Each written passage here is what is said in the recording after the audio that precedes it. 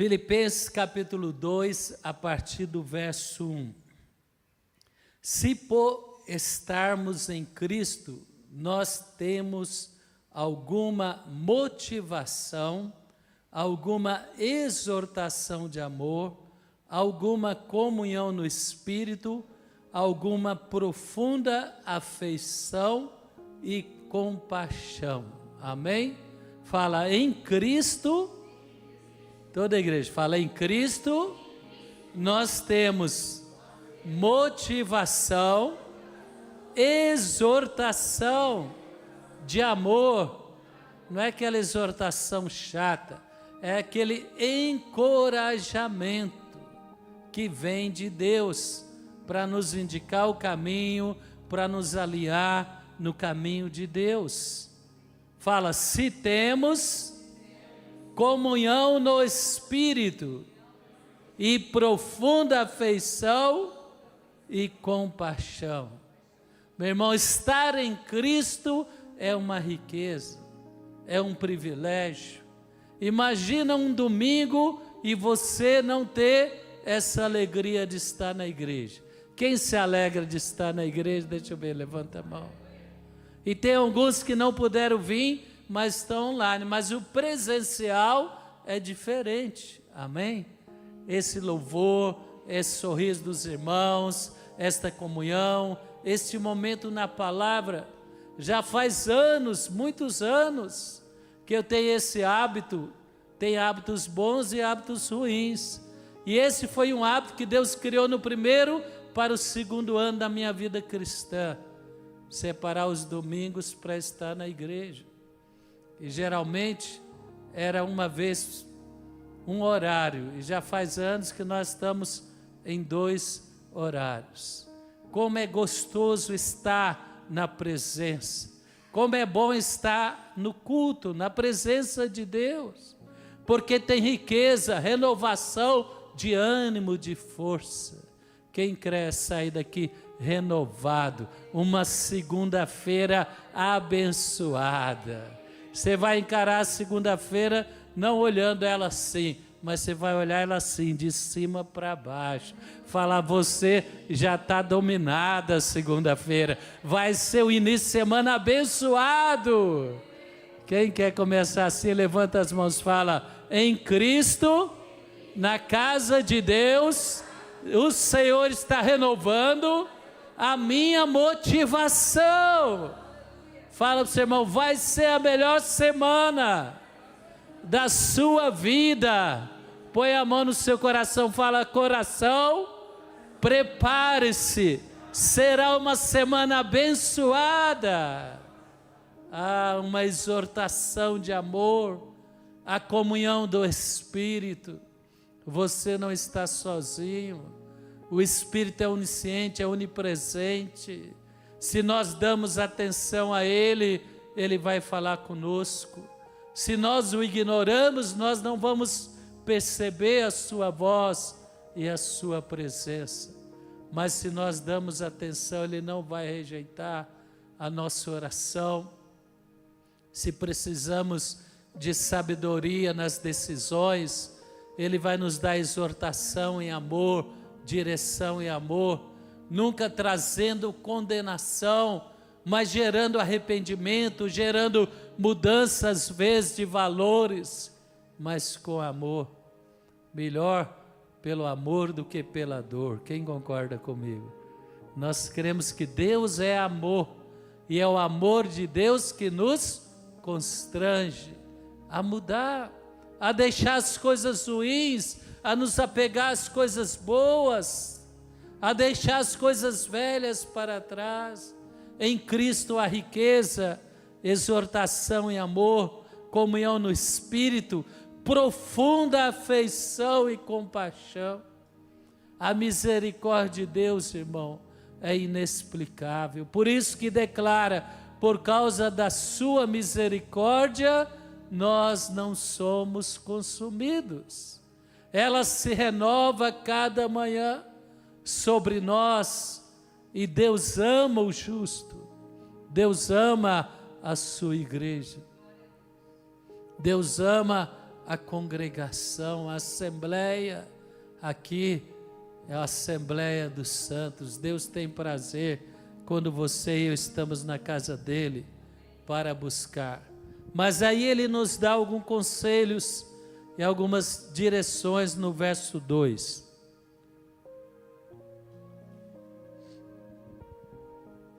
Completem a minha alegria, o apóstolo diz, tendo o mesmo modo de pensar, o mesmo amor, um só espírito e uma só atitude. Essa semana estamos declarando uma semana de arrependimento, de mudança de mente, de mudança de intenções, de mudança de atitudes e mudanças no coração para o nosso bem. E ele fala, olha, complete a minha alegria. A palavra diz, quando o pai recebeu o filho pródigo, ele não o repreendeu. Ele tinha talvez tantas exortações, tantas repreensões aquele filho merecia, mas ele já tinha sofrido a consequência das suas decisões, de deixar a casa do pai, de trocar os valores da casa do pai pelos valores do mundo. Ele sofreu lá, ao ponto de comer a alfarroba dos porcos, e ele voltou arrependido, e a palavra diz que ele foi recebido com amor pelo pai, lhe colocou o anel do dedo, trocou o vestuário, colocou sandálias nos pés e fez uma veste para ele, meu irmão, minha irmã. Então ele fala, complete a minha alegria com este amor, com esta valorização daquilo que realmente é importante, e um só espírito e uma só atitude. Nada façam por ambição egoísta ou por vaidade, mas humildemente considerem os outros superiores a vocês mesmos. Deus está nos ensinando o caminho de ter uma vida plena, alegre e abençoada. E eu queria destacar aqui esses 4 pontos hoje à noite. Mesmo modo de pensar, mesmo amor, um só espírito e uma só atitude. O arrependimento, voltar para Deus, nos levará a ter uma mente diferente. Não quer dizer concordância plena. A concordância plena é muito difícil, e às vezes ela não é inteligente, porque na multidão de conselheiros, de opiniões, se constrói as melhores decisões. Quem quer ser como o apóstolo Tiago diz, seja tardio para falar e pronto para ouvir. Então, mas o mesmo modo de pensar. Aí Deus começou a trabalhar no meu coração alguns textos da Bíblia, lá em 1 Coríntios capítulo 2, abre comigo, a partir do verso 15, para entender o que significa isso.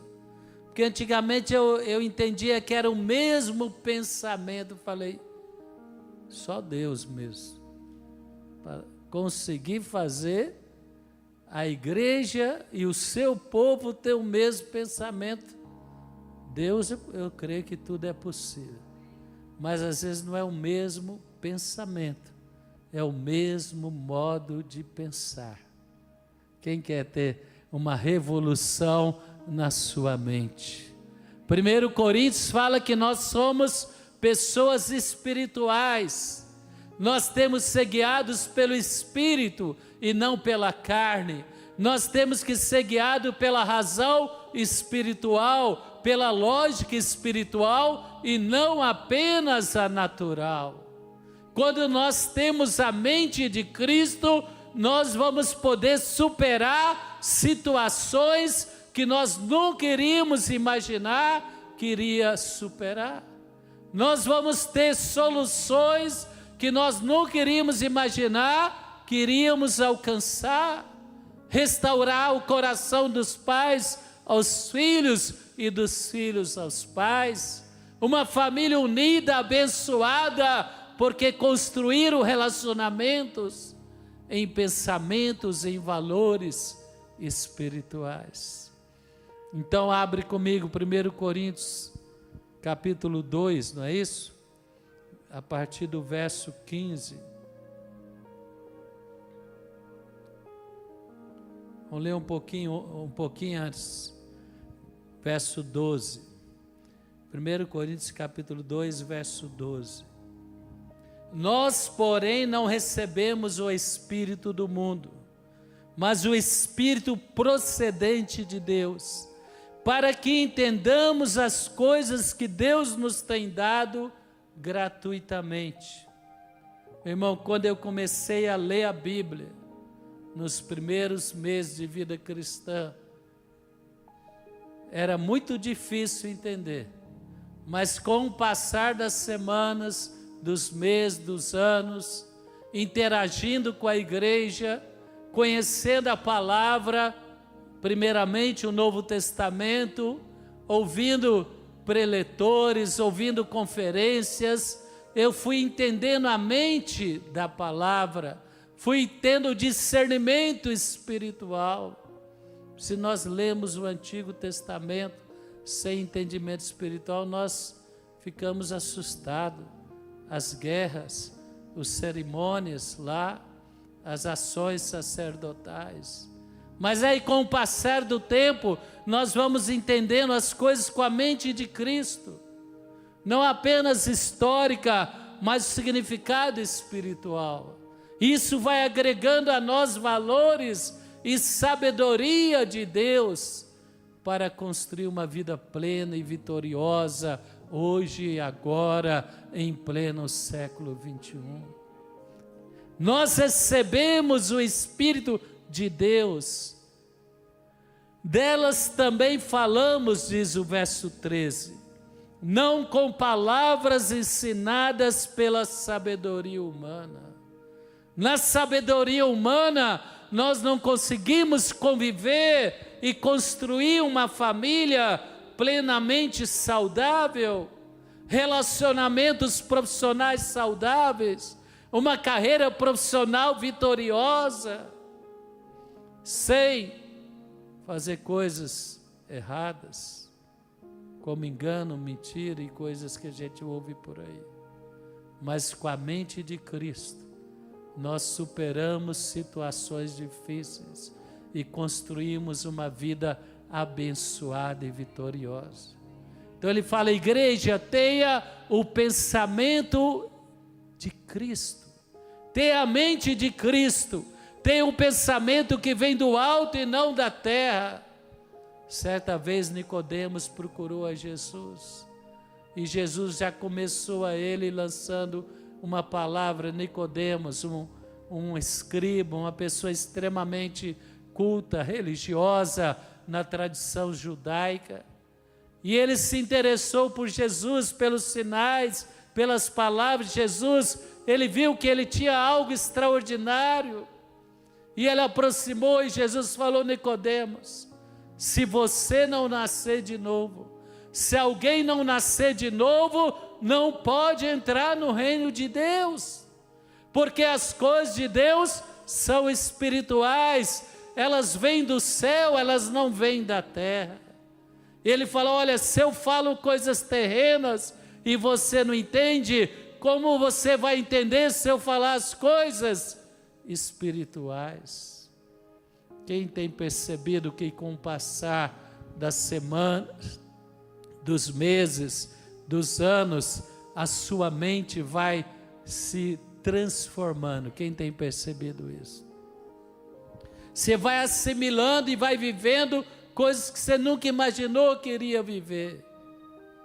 E esses valores que agrega na sua vida te leva a ter a vida abundante que Jesus prometeu, a vida plena, a vida abençoada. Você tem autoridade e discernimento para não ser mais manipulado pelo sopro do diabo, pelas mentiras, pelos enganos das trevas, e você começa a vencer o maligno, a discernir as tentações, a se livrar dos laços, dos gatilhos do diabo que tenta te lançar em situações que vão te embaraçar e te levar ao fracasso e à derrota. Meu irmão, minha irmã, tenhais o mesmo modo de pensar. Pensai nas coisas do alto. Exercitai a mente de Cristo. Para isso nós temos que conhecer a palavra. Nós temos que ser mansos diante da palavra. O que é ser manso diante da palavra? Às vezes nós somos tão duros com a palavra. A gente tem a capacidade de falar assim, a Bíblia diz assim, mas eu penso assim. Quem como eu já viveu isso na sua vida? Levanta a mão discretamente, né? Não, a Bíblia diz assim, mas eu penso assim. Meu irmão, a Bíblia é a palavra de Deus. Ela foi escrita em mais de 1500 anos, mais de 60 autores, em tempos diferentes, mas ela converge para Cristo. Ela é uma palavra única, ela é uma palavra inspirada por Deus. Quem somos nós? Como diz Moisés, que vivemos 80, 90, quando chega a muitos 100 anos, e querendo confrontar uma palavra que vem há séculos, instruindo, avivando, curando, libertando, salvando milhares de pessoas. Tenhais o mesmo modo de pensar. A mente de Deus, a mente de Cristo está na palavra, revelada pelo Espírito. A palavra se auto-explica. Quantos podem dizer amém por isso? Ela é o manual do Criador, vocês sabiam? E na humanidade, meu irmão, Deus nos criou, mas Ele deixou o manual. Pega a sua Bíblia eletrônica ou de papel, fala, Deus deixou o manual, que eu possa me quebrantar diante desta palavra e me humilhar diante do Espírito, para aprender a ter uma vida plena, bem-aventurada, bem-sucedida. Então, meu irmão, a mente é o mesmo modo de pensar. Não é uma mente carnal, não é uma mente tomada pelo orgulho, pela vaidade, contaminada pela carne, mas é uma mente que crucificou a carne, é uma mente que tem os valores de Deus, que tem as motivações que vêm de Deus, que Satanás não consegue superar. E ele fala, interpretando verdades espirituais para os que são espirituais. A linguagem, a mente de Cristo, quem tem a mente de Cristo se entende. Quem percebe quando você interage com pessoas que são cristãs? Quem percebe? Deixa eu ver. Que tem o mesmo espírito de Cristo, né? Às vezes erramos, é claro, né? Que tem lobos vestidos de ovelhas. Mas certamente nós temos uma identidade, que é a nossa mente de Cristo. E aí no verso 14 ele diz, quem não tem o Espírito, não aceita as coisas que vêm do Espírito. Eu já vivi isso. Quando eu converti, eu trouxe a mente carnal, a mente natural. E eu ia lendo a Bíblia e eu não ia aceitando. Quem já viveu isso também, levanta a mão. Eu não aceitava. Coitado do líder, né? Fala para o seu irmão, tenha dó do seu líder, irmão. Porque você enchia ele de questionamentos. E aí nem sempre se consegue ensinar algo espiritual para quem ainda não desenvolveu o entendimento espiritual. Leva tempo. E Deus é assim, você tem que praticar a tarefa. Você só passa adiante se você cumprir a primeira tarefa, né? para o seu próprio bem. Ele não te reprova, graças a Deus por isso, mas Ele não te aprova sem você ser legitimamente aprovado. Fica em recuperação. Ah, mas quanto tempo a recuperação? Fala para o seu irmão, depende do coração. Coração teimoso demora mais e faz o líder sofrer mais. O coração quebrantado e obediente, ele cresce mais rápido. É verdade? Quem concorda comigo diz a verdade. Então, quem não tem o Espírito não aceita as coisas que vêm do Espírito de Deus, pois lhes são loucura e não é capaz de entendê-las. Por isso que Jesus falou a Nicodemos: você é mestre em Israel, mas se não nascer de novo, se não se tornar como uma criança, se não desenvolver a mentalidade, o modo de pensar espiritual, você não vai crescer, você não vai entender as coisas do reino de Deus. E Nicodemos perguntou: como que eu posso nascer de novo? Voltar no útero da minha mãe e nascer novamente? Ele falou: não, o vento sopra onde quer, ouve a sua voz, não sabe de onde vem nem para onde vai. Assim é aquele que é nascido do Espírito e não é capaz de entendê-las, como alguém carnal ia marchar 7 dias rodeando Jericó, e no 7º dia ia marchar 7 vezes e dar um grito e crer que a muralha ia cair. Loucura. Porque tem a mente natural, não tem a mente de Cristo. Mas quando você congrega, quando você lê a palavra, quando você desenvolve a comunhão com o Espírito, e a palavra diz: sejam como crianças recém-nascidas, que deseja ardentemente o leite espiritual. Meu irmão, leia a Bíblia com fome e vontade de ouvir a voz de Deus. Abra sua mente e venha congregar com vontade de buscar a Deus, um louvor tão abençoado. E isso vai nos levar a crescer e desenvolver a nossa mente. Tenhais o mesmo modo de pensar, porque elas são discernidas espiritualmente. Mas quem é espiritual discerne todas as coisas, e ele mesmo por ninguém é discernido. O espiritual, ele tem sensibilidade para discernir o que está por trás daquilo que é natural. A palavra diz que Elias, ou Eliseu, um desses 2 profetas, estava no monte e os sírios cercaram o monte para prendê-lo. E o servo dele que o servia ficou desesperado e falou: mestre, o que será de nós? E ele orou: Senhor, abre os olhos do meu servo. E ele viu carros e carruagens de fogo cercando o monte. O pânico saiu e a segurança veio. Os apóstolos estavam transtornados, o barco no meio da tempestade, e Jesus veio andando sobre as águas. Meu irmão, Deus tem o controle de todas as coisas. Quem quer desenvolver a mente de Cristo, tenhais o mesmo modo de pensar. Levanta as mãos, feche os olhos. Precisamos arrepender de querer ser mais sábio do que Deus. Palavra de Deus, que Deus transforma a sabedoria desse mundo em loucura, e que a loucura de Deus é mais sábia do que os sábios deste mundo.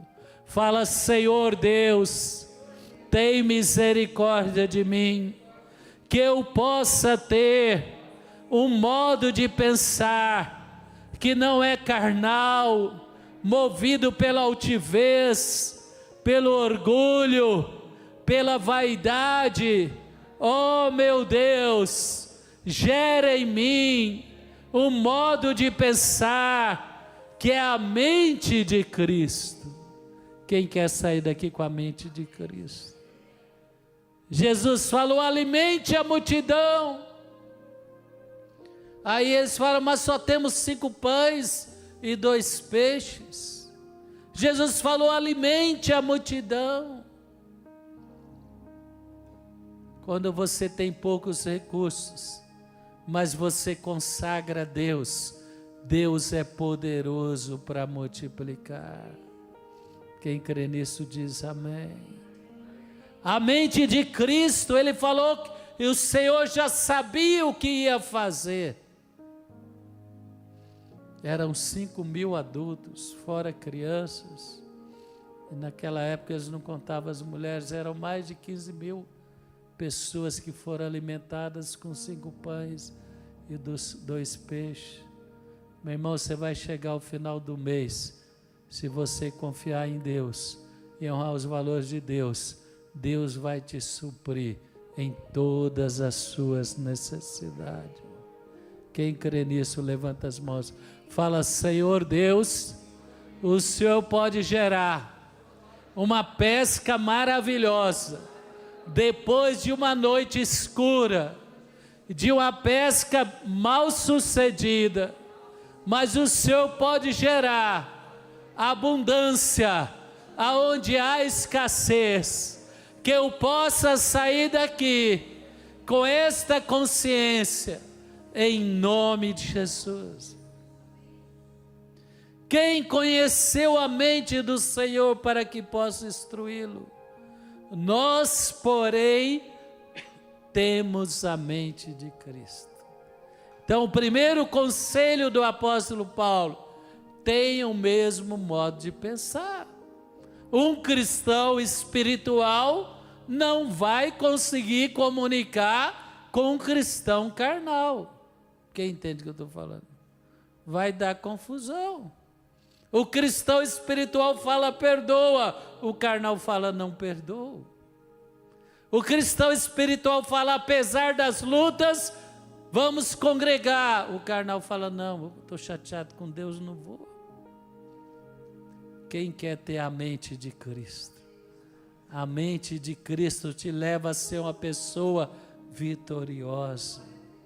Mas volte lá em Filipenses capítulo 2. Completem a minha alegria. O apóstolo Paulo via a igreja, e ele falava: oxalá eles viessem a reinar, a conhecer o potencial que eles têm.